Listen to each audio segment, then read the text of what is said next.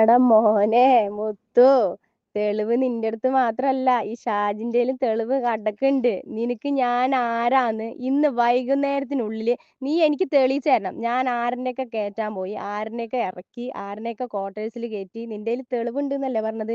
ആ തെളിവ് നീ ഇങ്ങടെ എനിക്ക് അയച്ചു കാട്ട്.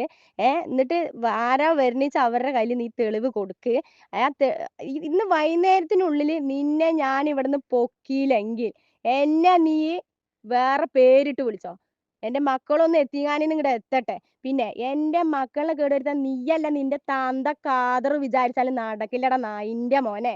നടക്കില്ലടാ. എന്റെ അളാമാന്റെ മക്കളുടെ സിനൂനി അസറൂനി മാത്രം നിനക്ക് കിട്ടിയിരിക്കും.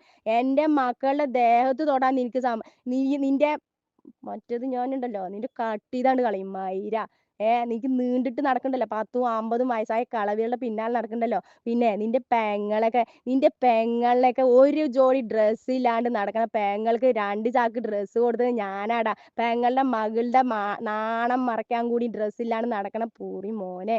നിനക്ക് അതിനും കൂടി കഴിവില്ലല്ലോ. കഞ്ചാവ് അടിയാ, MDMഉം കഞ്ചാവും അടിച്ചിട്ട് നടക്കണ നാറി. നീ എന്നോട് ചലിക്കണടാ. എന്റെ മക്കളെ എങ്ങനെ നോക്കണമെന്ന് എനിക്ക് ഞാൻ വീഡിയോ കോൾ പലർക്കും പല രീതിയിലും ചെയ്യടാ. നീ ആരാടാ ചോദിക്കാൻ? നീ എന്റെ വാപ്പ അല്ലെങ്കിൽ നിന്റെ ആങ്ങളെ, നീ എന്റെ വേറെ വല്ലതാടാ? നീ എന്റെ കെട്ടിയനാടാ മൈര എന്നോട് ചോദിക്കാൻ നായിന്റെ മകനെ? നിന്റെ ലത്തീഫ് ഉണ്ടല്ലോ, ഗൾഫ് കിടക്കണ ലത്തീഫ്.